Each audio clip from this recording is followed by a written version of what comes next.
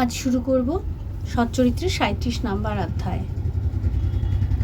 এখানে চাউরির শোভাযাত্রা বর্ণনা করা হয়েছে। এই অধ্যায়ের শুরুতে বেদান্তের কোন কোন বিষয়ের উপর আলোকপাত করে হেমাড পন্থ চাউরির অপূর্ব শোভাযাত্রা বর্ণনা করেছেন। প্রারম্ভ: ধন্য শ্রী সাঁই, যার জীবন যেমন তেমনি অবর্ণনীয় লীলাবিন্যাস এবং অদ্ভুত কার্যকলাপে ভরা তার দৈনিক কর্মসূচি। কখনো তো তাকে সমস্ত সাংসারিক কর্ম থেকে নির্লিপ্ত থেকে কর্মকাণ্ডীর ন্যায় মনে হতো, আবার কখনো তিনি ব্রহ্মানন্দে এবং আত্মজ্ঞানে নিমগ্ন থাকতেন। যদিও কখনো কখনো তাকে দেখে পূর্ণ নিষ্ক্রিয় মনে হতো, তবুও তিনি অলস ছিলেন না। প্রশান্ত মহাসাগরের ন্যায় সর্বদা গম্ভীর, শান্ত ও স্থির থাকতেন। তার প্রকৃতি বা স্বরূপ বর্ণনা করা আমাদের সামর্থ্যের বাইরে। তিনি পুরুষদের ভাইয়ের মতন এবং নারীদের মায়ের বা বোনের মতন দেখতেন। সকলেই জানে যে তিনি ছিলেন চিরকুমার ও প্রকৃত ব্রহ্মচারী। তার সৎসঙ্গে আমরা যে অনুপম জ্ঞান উপলব্ধি করেছি, তার বিস্তৃতি যেন মৃত্যু পর্যন্ত না হয়। তার শ্রীচরণে আমাদের এই বিনম্র প্রার্থনা, প্রতিটি জীবের মধ্যে তাকে দর্শন করে নাম স্মরণের রসানুভূতিতে নিমগ্ন হয়ে যেন তার মোহবিনাশক চরণের অনন্য রূপে সেবা করতে পারি, এই আমাদের আকাঙ্ক্ষা।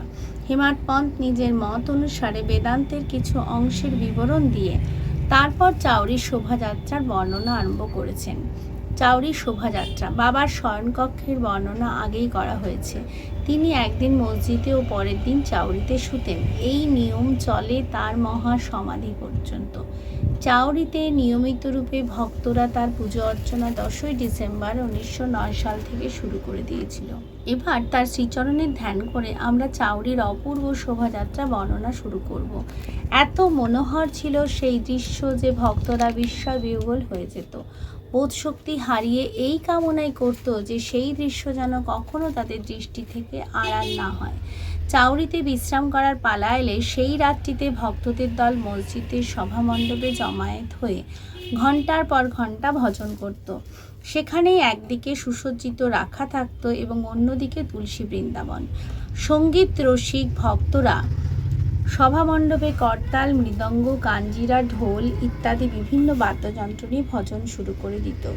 এই সব ভজনানন্দী ভক্তদের চুম্বকের মতন আকর্ষিত শ্রী সাই বাবাই করতেন। মসজিদের প্রাঙ্গণে দেখো ভক্তরা কত উৎসাহের সাথে নানা রকমের মঙ্গলানুষ্ঠান করতে ব্যস্ত। কেউ তো প্রদীপ জ্বালাচ্ছে, কেউ পালকি বা রথ সাজাচ্ছে। শ্রী সাই বাবার জয় জয়কার ধ্বনিতে আকাশ বাতাস মুখরিত হয়ে উঠেছে। প্রদীপের আলোতে ঝলমলে মসজিদকে দেখে এমন মনে হচ্ছে যেন মঙ্গলময় দীপাবলি স্বয়ং শিরডিতে বিরাজমান। মসজিদের বাইরে দৃষ্টিপাত করলে দেখা যাবে যে দাঁড়ে শ্রী সাই বাবার ঘোড়া শ্যামসুন্দর সুসজ্জিত হয়ে দাঁড়িয়ে আছেন। এদিকে শ্রী সাই বাবা চুপ করে নিজের গদিতে বসে আছেন। এমন সময় ভক্তদের সাথে তাতোয়া পাটিল এসে বাবাকে তৈরি হয়ে নিতে বলেন, তার হাত ধরে উঠতে সাহায্য করেন। অত্যন্ত ঘনিষ্ঠ হয় তাতোয়া বাবাকে মামা বলে ডাকতেন। বাবা কাফনি পরে বগলে ছোট লাঠিটা দাবিয়ে ছিলিম ও তামাক নিয়ে কাঁধে একটা কাপড় রেখে প্রস্থান করার জন্য প্রস্তুত হলেন। তখন তাতোয়া পাটিল তার কাঁধে একটা সোনালি জরির শাল রাখেন। এরপর বাবা ধুনি প্রজ্বলিত রাখার জন্য নিজে তাতে কিছু কাঠ ঢেলে ধুনির কাছে রাখা প্রদীপটি হাত দিয়ে নিভিয়ে চাউরির অভিমুখে রওনা হন। সঙ্গে সঙ্গে নানা রকমের বাদ্যযন্ত্র বাজতে শুরু করে। নানা রঙের আতশবাজি জ্বালানো শুরু হয়। স্ত্রী পুরুষেরা বাদ্যযন্ত্রের সাথে তার কীর্তির ভজন গাইতে গাইতে তার সামনে চলেছে। কেউ আনন্দে বিভোর হয়ে নৃত্য করছে, কেউ অনেক রকমের পতাকা ও নিশান নিয়ে চলেছে। যেই বাবা মসজিদের সিঁড়িতে চরণ রাখেন অমনি খালদাররা খুব উচ্চ স্বরে তার প্রস্থান ঘোষণা করে। দুদিক দিয়ে লোকে চামড় দিয়ে তাকে হাওয়া করছে।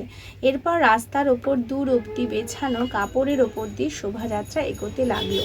তাতোয়া পাটিল বাবার বাঁ হাত মাহাজাপাতি ডান হাত ধরে আছেন। বাপু সাহেব চোখ ছাতা নিয়ে চলছেন।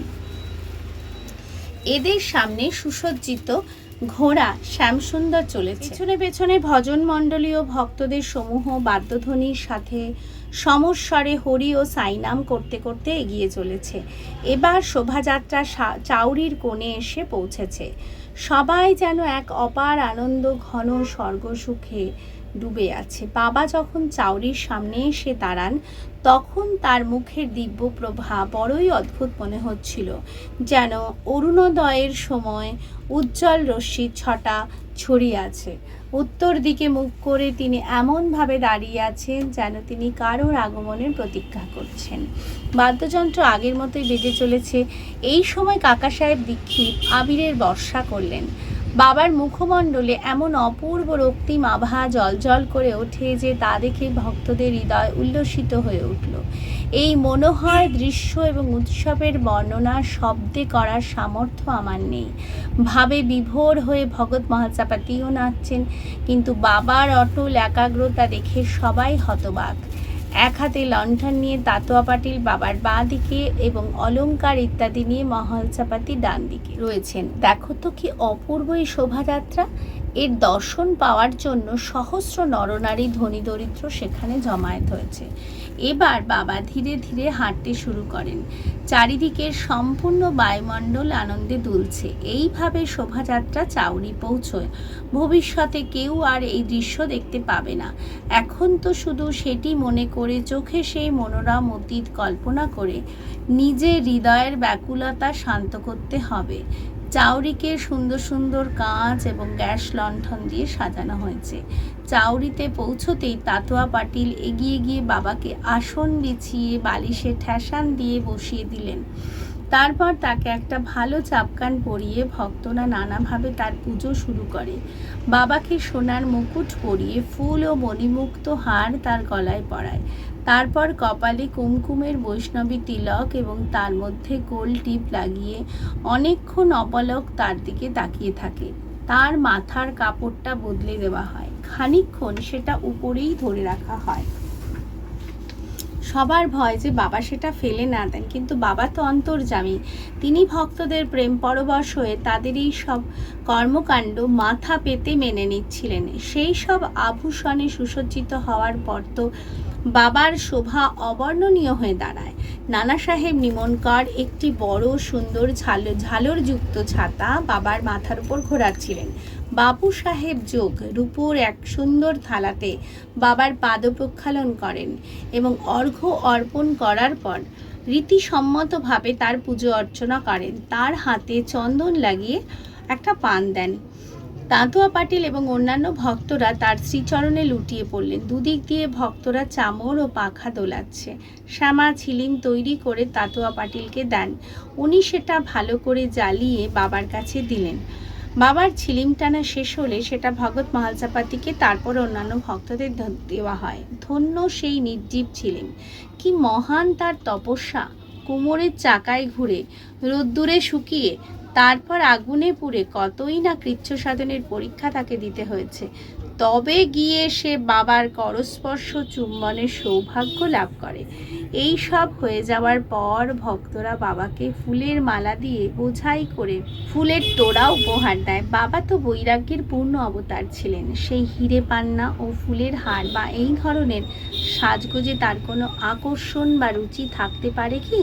কিন্তু ভক্তদের ভাব ও আন্তরিক প্রেমের টানে তারা যাতে খুশি হয় তিনি কোনো আপত্তি করলেন না। সব শেষে মাঙ্গলিক সুরে বাদ্যযন্ত্র বাজতে শুরু হয়। বাবু সাহেব যোগ বাবার যথাবিধি আরতি করেন।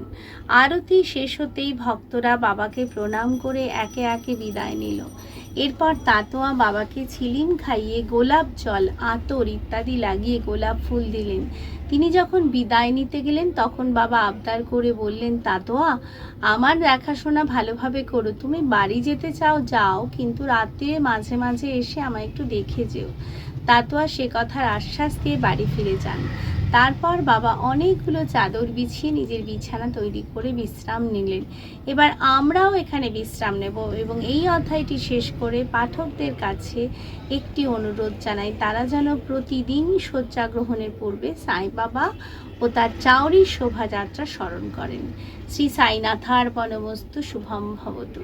अनंतकोटि ब्रह्मांड नायक राजाधिराज योगीराज परब्रह्म श्री सच्चिदानंद सद्गुरु साईनाथ महाराज की जय।